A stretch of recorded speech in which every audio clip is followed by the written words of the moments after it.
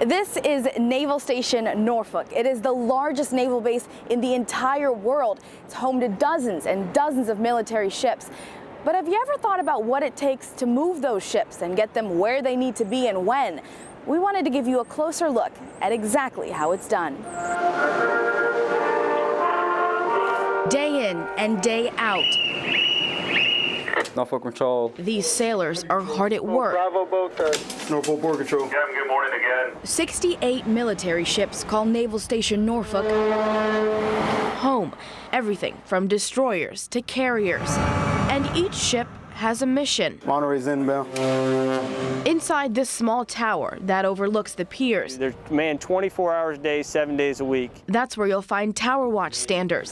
PSB will be opening shortly. They're in charge of moving the ships, making sure they're exactly where they need to be.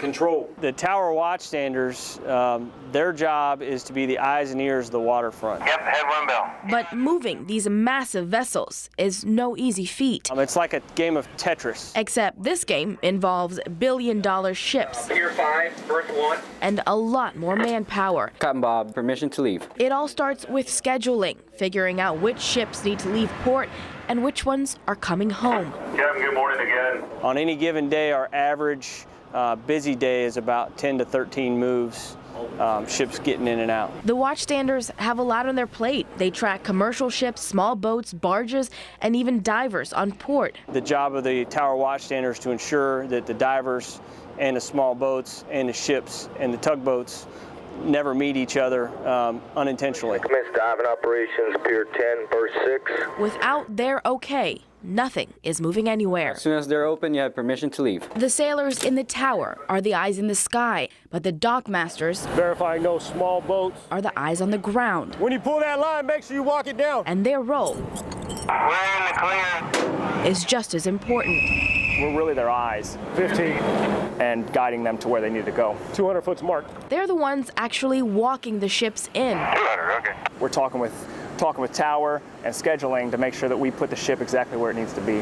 They're in constant communication 100 feet, sir. 100. with people called pilots.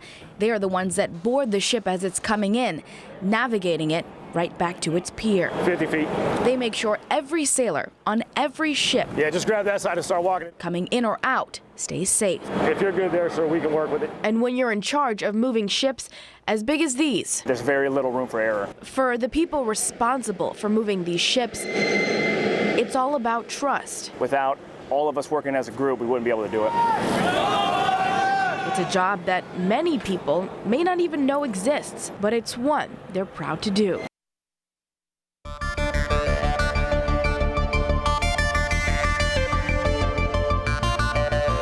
Norfolk's skyline is changing. That's billions of dollars to our economy right there. Billions of dollars. For Brian Stevens, president and CEO of the Hampton Roads Chamber, it means construction and service industry jobs, many for the families of those employed at Naval Station Norfolk. Along with these jobs, attention turns to getting people to and from work. What's the future of light rail in Norfolk? What's the future of our road system? Exit 297. What about high-speed rail coming down from the northeast? What about our air service? Our Navy is now the smallest it's been since, believe it or not, World War I. Don't worry.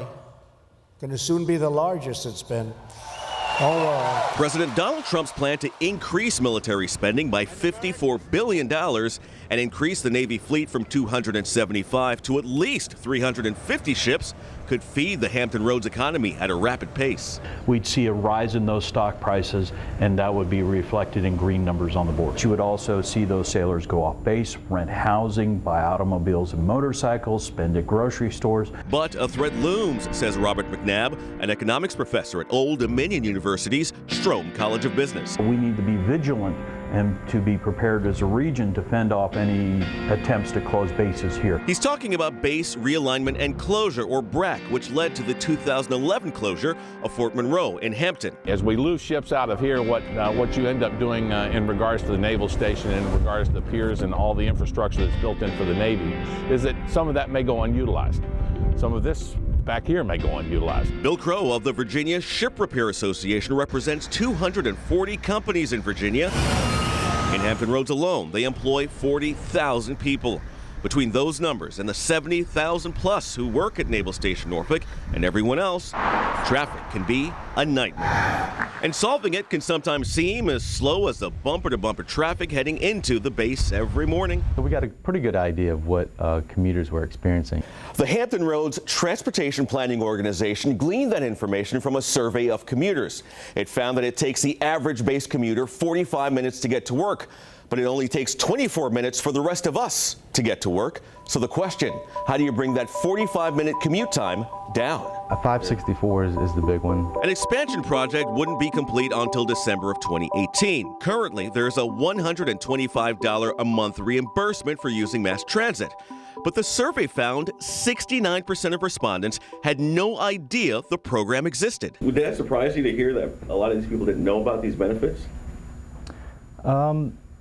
Yes and no. The planning organization is working with the Navy in a study to expand light rail to the base, and they're trying to figure out right now the best route to get light rail there. We are still 45 years away from 2062, when the Hanna-Barbera animated family, the Jetsons, zipped around in their flying car. But there is another emerging technology that is much closer to reality. We're seeing automated vehicles. Drivers will receive warnings that inform them of potential hazards. It could reduce headways, that could it could increase safety, it could increase capacity on the roadways. Increased capacity for new jobs, a high-tech solution to a growing problem that's long dogged drivers across Hampton Roads. We're trying to get a handle on how that could change the game.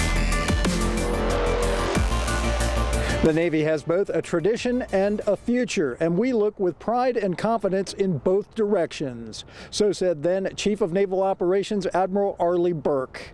The same could be said for Naval Station Norfolk. We decided to ask some local noted historians to take a look back and ahead. Well, I remember when it was a boot camp. ODU historian and former Congressman Bill Whitehurst has a Naval Station Norfolk story of his own. But the funniest thing is that in 1941, they were building a naval supply center, and I was 16 years old, and I went down and got a job as a carpenter's helper, and I was paid $5 a day to work 5 days a week. Years later, as a member of the House Armed Services Committee, Whitehurst did what he could to steer federal dollars back into the base. He says the installation has played a pivotal role in the American story, and it is a vital piece of the fabric which makes up Hampton Roads. They're really good citizens. They pay their taxes, they obey the laws, and it's nice to have them here. And they add something else. They add a cosmopolitan quality, I think. To me, when you write, it's all about the faces. It's all about the people that those stories that make that legacy tick.